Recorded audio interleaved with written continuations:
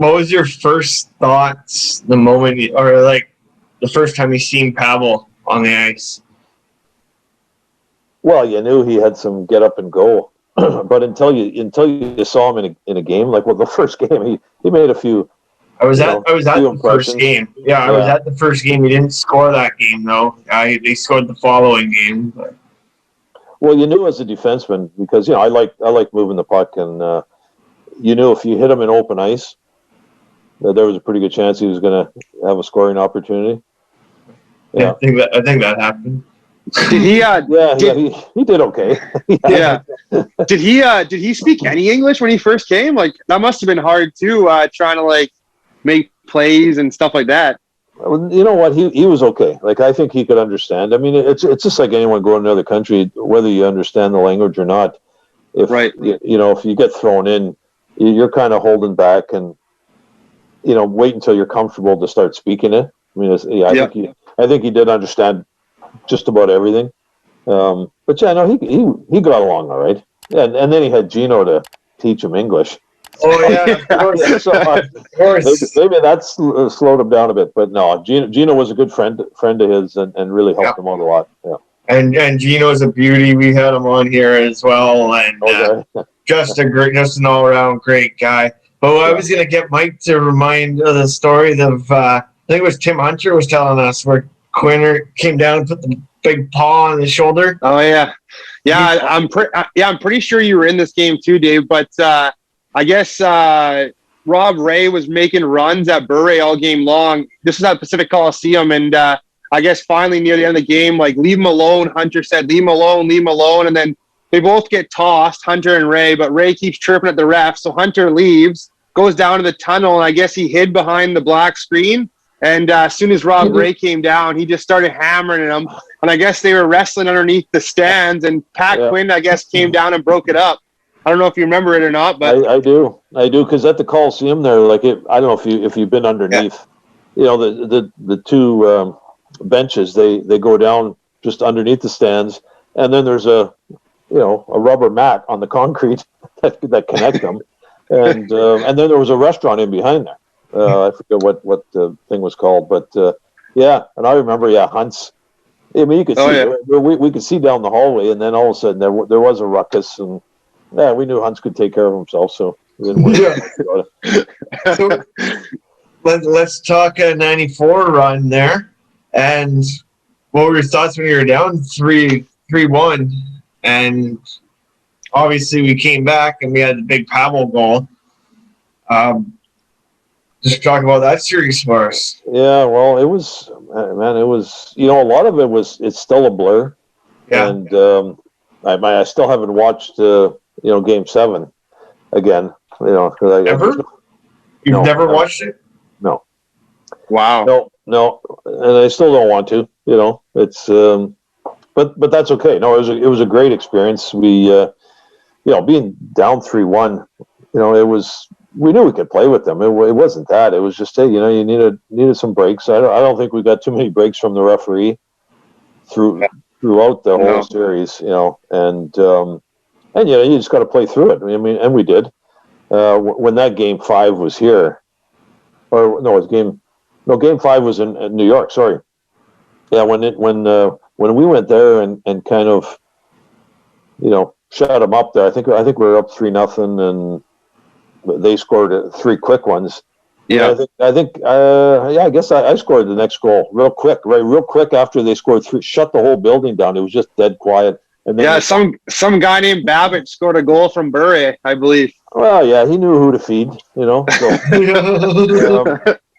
but you know what? I mean, he did.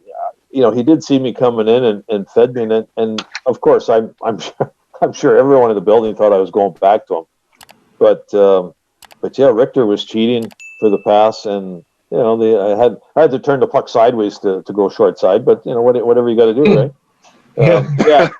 So anyway, I mean, it was good. It went in, and you know what? I almost missed the rest of the series because after I scored, Pavel jumped up on me, and like I caught his legs. That's how high he jumped, and I fell backwards, and I hyperextended my elbow, and so I'm getting up and I'm like, oh God, I don't, there's so much adrenaline going. And then a few things hurt because, then there's a pile on you, right? And then after the game, it was, honestly, I could barely move my arm. And with a little magic medicine, it, you're good to go. Good to go. Right. You couldn't stop playing, And then you hit, it was you, right, that gave the pass to Pavel in Game 7? I'm trying to think. Mike, is that right? I should know that. It's my favorite moment of my life. I'm not 100% on that, to be honest. Which Game 7 you talking about? Is it the Calgary series? He's talking about the Calgary series. Yeah, no, you know what? I passed it over to Brown, and then he passed it. Brown to Bure. Yeah, you know what? He wouldn't have been open if I didn't make that pass. Exactly. That's right. Yeah, threw everything off. What do they call them now? Primary passes? What a bunch of bullshit. It's how you set those plays up.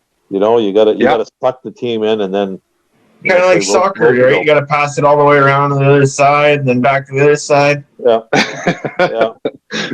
And then okay, let's move on to the Dallas series, and then the Pavel Bure elbow on Churla. Oh boy, yeah.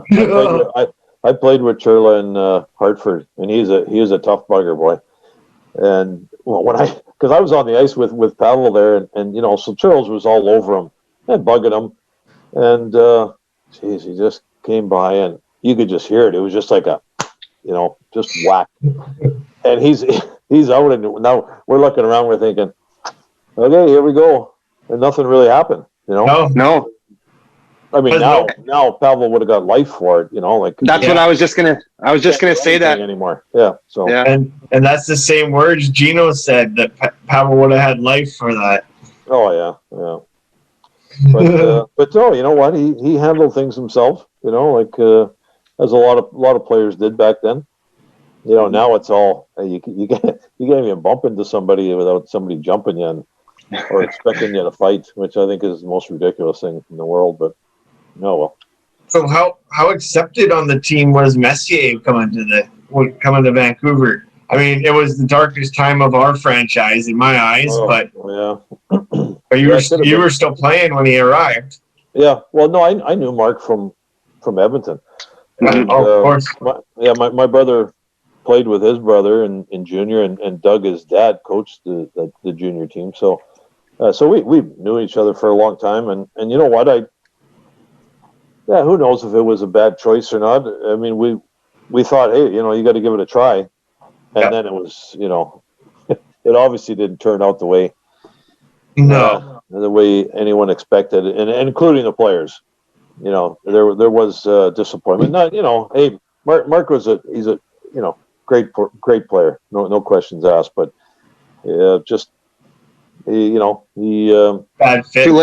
Too late. Well, it wasn't too late. It was just wrong mix. Yeah. And then after, it's a tough one. It's hard to really say. It just didn't work of course, at all. Yeah, of course, understandable. And then we moved you to Philadelphia for a playoff run there. What was your time like there? Oh, I loved it there. Yeah, I really liked it.